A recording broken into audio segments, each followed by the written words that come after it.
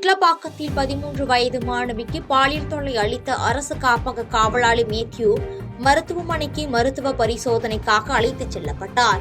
சென்னை தாம்பரம் அடுத்த sanatorium judge காலனியில் இயங்கி வரும் அரசு சேவை பாதுகாப்பு இல்லத்தில் 13 வயது சிறுமிக்கு காப்பகத்தில் வேலை செய்யும் காவலாளி மேத்யூ என்பவர் பாலியல் தொல்லை அளித்து மாணவியை இரும்பு ராடால் காலை உடைத்து கொடூரமாக தாக்கியுள்ளார். தொடர்ந்து பாதிக்கப்பட்ட சிறுமியை மீட்டு சிட்லப்பாக்கம் போலீசார் ராஜீவ்காந்தி அரசு மருத்துவமனைக்கு சிகிச்சைக்காக அனுப்பி வைத்தனர். தொடர்ந்து மாணவி அளித்த தகவலின் பேரில் மேத்யூவை கைது செய்த போலீசார் காவல் நிலையம் அழைத்துச் சென்று தீவிர விசாரணை மேற்கொண்டனர்.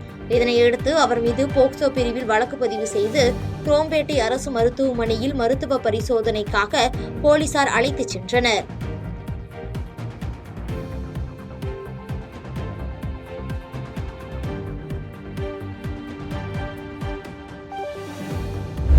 கோயில்கள் மற்றும் கிரிக்கெட் மைதானங்களில் அதிக கூட்டம் செல்வது நாகரிகத்துக்கு அழகு அல்ல என்று தான் கூறிய கருத்து தவறாக புரிந்து கொள்ளப்பட்டது என அமைச்சர் மனோ தங்கராஜ் மறுப்பு தெரிவித்துள்ளார். புதுக்கோட்டை மாவட்டத்தில் ஆவின் நிறுவனம் மற்றும் ஆவின் குளிர்பதன கிடங்கு ஆகியவற்றை பால்வளத்துறை அமைச்சர் மனோ தங்கராஜ், இயற்கை வளங்கள் துறை அமைச்சர் ரகுபதி மற்றும் பிற்படுத்தப்பட்டோர் நலத்துறை அமைச்சர் மெய்யநாதன் ஆகியோர் கலந்து கொண்டு ஆய்வு மேற்கொண்டனர். இதன் பின்னர் செய்தியாளர்களிடம் பேசிய அமைச்சர் மனோ தங்கராஜ், கோயில் மற்றும் கிரிக்கெட் கிரவுண்ட் ஆகியவற்றில் அதிக மக்கள் கூட்டமாக செல்வது நாகரிக அரசியலுக்கு நல்லதல்ல என்று கூறிய கருத்து தவறாக சித்தரிக்கப்பட்டுள்ளது என்றும் அப்படி தான் கூறவில்லை என்றும் மறுப்பு தெரிவித்தார். மேலும் ஆவின் நிறுவனம் சார்பில் கடந்த நிதியாண்டில் 1000 கோடி ரூபாய் அளவிற்கு விவசாயிகளுக்கு கடன் வழங்கப்பட்டுள்ளது சாதனை படைத்துள்ளது என்று தெரிவித்துள்ளார்.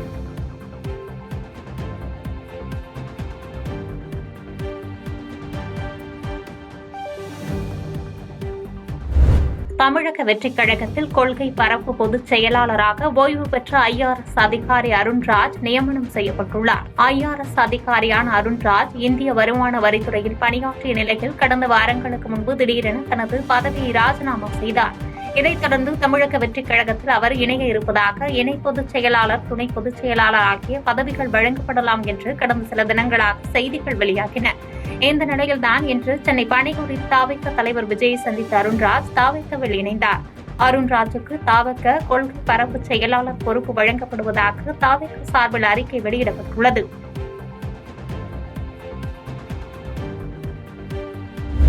பெண் பிள்ளைகள் தங்கும் இடங்களில் பெண் காவலர்களை நியமிக்க உள்ளதாக அமைச்சர் கீதா ஜீவன் தெரிவித்துள்ளார். சென்னை அருகே தாம்பரத்தில் அரசு விடுதியில் 8ஆம் வகுப்பு மாணவிக்கு பாலியல் தொந்தரவு கொடுத்த விடுதி காவலர் கைது செய்யப்பட்டுள்ளார். இந்த விவகாரம் தொடர்பாக சென்னையில் செய்தியாளர்களை சந்தித்த அமைச்சர் கீதா ஜீவன் விளக்கமளித்தார். அரசு விடுதி காவலரால் நடந்த இந்த சம்பவத்தை ஏற்கவே முடியாது என்றும் வார்டன் விடுமுறையில் இருந்த சமயத்தில் குற்றச்சம்பவம் நிகழ்ந்துள்ளதாக தெரிவித்தார். தைரியமாக மாணவி குற்றம் சாட்டியதால் காவலாளி கைது செய்யப்பட்டுள்ளார் என்று தெரிவித்த அமைச்சர் அவர்கள் மேலும் பெண் பிள்ளைகள் தங்கும் இடங்களில் பெண் காவலர்களை நியமிக்க அரசு முடிவு செய்துள்ளதாக கூறினார்.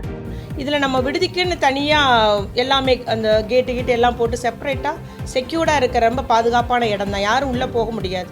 அதனால் இந்த நிகழ்வு அங்கே உள்ள பணிபுரி கூட அரசு பொறுப்பில் இருக்கக்கூடிய அரசு ஊழியராலே நடைபெற்றிருக்குன்னு சொல்லும்போது மிக துரதிருஷ்டவசமானது.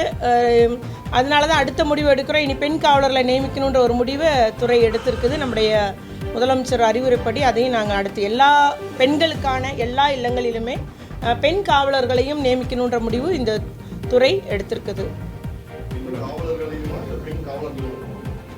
பெண் காவலர்கள் மட்டும், ஏன்னா அரசு வேலையில் இருக்கவங்கள நாங்கள் வேறு இடத்துக்கு மாற்றிட்டு அந்த இடத்துல லேடிஸ் போடணும். உடனடியாக லேடிஸே போடுறாங்க. எல்லா பெண்கள் அதாவது அன்னை சத்யா இல்லம் இருக்குது, அன்னை சத்யா இல்லம் மற்றும் இந்த மாதிரி தாம்பரம் சேவை இல்லங்கள், இந்த இல்லங்களில் பெண் காவலர்களை நியமிக்கணும் அப்படின்றது முடிவு பண்ணியிருக்கோம். பரமத்திவேலூர் அருகே மூதாட்டி கத்தியால் குத்தி கொலை செய்யப்பட்ட சம்பவத்தில் குற்றவாளிகளை பிடிக்க DSP தலைமையில் 4 தனிப்படைகள் அமைக்கப்பட்டுள்ளது. நாமக்கல் மாவட்டம் பரமத்திவேலூரை அடுத்துள்ள சித்தம்பூண்டி கிராமத்தைச் சேர்ந்த மூதாட்டி சாமியாத்தால் தனது தோட்டத்து வீட்டில் தனியாக வசித்து வந்தார். இந்நிலையில் நேற்று முன்தினம் இரவு வீட்டின் முன்பு கட்டிலில் தூங்கிக் கொண்டிருந்த மூதாட்டி சாமியாத்தாலை இருவர் அங்கு வந்து மூதாட்டியின் தலை மற்றும் கழுத்து பகுதியில் கத்தியால் கொண்டு குத்தியுள்ளனர். இதில் படுகாயமடைந்த மூதாட்டி சாமியாத்தால் அவராகவே செல்போன் மூலம் அருகே உறவினர்களுக்கு தகவல் தெரிவித்துள்ளார். தொடர்ந்து அவர் மருத்துவமனையில் சிகிச்சை பெற்ற நிலையில் சிகிச்சை பலனின்றி உயிரிழந்தார். இந்த நிலையில் மூதாட்டியை கொலை செய்த குற்றவாளிகளை பிடிக்க பரமத்திவேலூர் டிஎஸ்பி சங்கீதா தலைமையில் 4 தனிப்படைகள் அமைக்கப்பட்டுள்ளதாகவும் மூதாட்டியை கொலை செய்தவர்கள் வீட்டிலிருந்தோ மூதாட்டியிடமோ நகைகள் பணத்தை திருடவில்லை என நாமக்கல் எஸ்பி ராஜேஷ் கண்ணன் விளக்கமளித்துள்ளார்.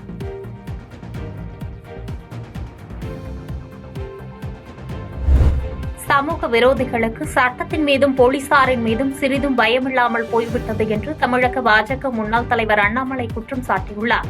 இதுகுறித்து அவர் வெளியிட்டுள்ள அறிக்கையில், சென்னையில் அரசு சேவை இல்லத்தில் தங்கி படிக்கும் 13 வயது மாணவி விடுதி காவலாளியால் பாலியல் தாக்குதலுக்கு உள்ளாக்கப்பட்டிருப்பது கடும் அதிர்ச்சியை ஏற்படுத்தியுள்ளதோடு மட்டுமல்லாமல் பெற்றோர்களிடையே அச்ச உணர்வையும் ஏற்படுத்தியுள்ளது என்று தெரிவித்துள்ளார்.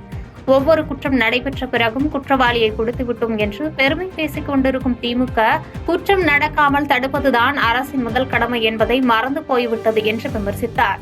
மேலும் தமிழகம் முழுவதுமே பெண்களுக்கு எதிரான பாலியல் தாக்குதல் வழக்குகள் திமுக அரசால் பொறுப்பின்றி கையாளப்படுவதன் விளைவு என்றும் சமூக விரோதிகளுக்கு சட்டத்தின் மீதும் போலீசாரின் மீதும் சிறிதும் பயமில்லாமல் போய்விட்டது என்று குற்றம் சாட்டினார். மேலும் உடனடியாக தமிழகம் முழுவதும் உள்ள மாணவியர் விடுதிகளில் முறையான பாதுகாப்பு ஏற்பாடுகளை செய்ய வேண்டும் என்றும் பெண் குழந்தைகள் பாதுகாப்பை உறுதி செய்ய வேண்டும் என்று வலியுறுத்துவதாக அண்ணாமலை கூறியுள்ளார். உடல்நலக்குறைவால் உயிரிழந்த திருப்பூர் தெற்கு தொகுதியின் முன்னாள் அதிமுக சட்டமன்ற உறுப்பினர் குணசேகரன் அவரது உடலுக்கு முன்னாள் அமைச்சர்கள் அஞ்சலி செலுத்தினர். திருப்பூர் தெற்கு தொகுதியில் அதிமுக கட்சியின் முன்னாள் சட்டமன்ற உறுப்பினராக பதவி வகித்த குணசேகரன் கடந்த சில நாட்களாக உடல்நிலை சரியில்லாமல் கோவை தனியார் மருத்துவமனையில் சிகிச்சை பெற்று வந்தார். இந்நிலையில் சிகிச்சை பலனின்றி இன்று காலை மருத்துவமனையில் உயிரிழந்தார். அவரது மறைவை தொடர்ந்து முன்னாள் துணை சபாநாயகரும் திருப்பூர் மாநகர மாவட்ட கழக செயலாளருமான பொள்ளாச்சி ஜெயராமன், முன்னாள் அமைச்சர்கள் MS ஆனந்தன், தாமோதரன் மற்றும் திருப்பூர் வடக்கு அதிமுக சட்டமன்ற உறுப்பினர் விஜயகுமார் ஆகியோர் மலர் வளையம் வைத்தும் மாலை அணிவித்தும் கட்சி கொடி போர்த்தி கண்ணீர் மல்க அஞ்சலி செலுத்தினர். வரும் ஜூன் 13, 14, 15 ஆகிய தேதிகளில் கோவை மலைப்பகுதிகள், நீலகிரி ஆகிய 2 மாவட்டங்களில் மிக கனமழை பெய்ய வாய்ப்புள்ளதால் ஆரஞ்ச் அலர்ட் விடுக்கப்பட்டுள்ளது. கிருஷ்ணகிரி, தருமபுரி, திருப்பத்தூர் உள்ளிட்ட 11 மாவட்டங்களில் இன்று கனமழை பெய்ய வாய்ப்புள்ளது என சென்னை வானிலை ஆய்வு மையம் அறிவித்துள்ளது. நாளை கனமழை பெய்ய வாய்ப்புள்ள மாவட்டங்களாக ராணிப்பேட்டை, வேலூர், திருவண்ணாமலை, திருப்பத்தூர் உள்ளிட்ட 10 மாவட்டங்களுக்கு கனமழை எச்சரிக்கை விடுக்கப்பட்டுள்ளது. மேலும் ஜூன் 13, 14, 15 ஆகிய தேதிகளில் நீலகிரி, கோவை மாவட்ட மலைப்பகுதிகளுக்கு கனமழை பெய்ய வாய்ப்புள்ளதாக தெரிவிக்கப்பட்டுள்ளது.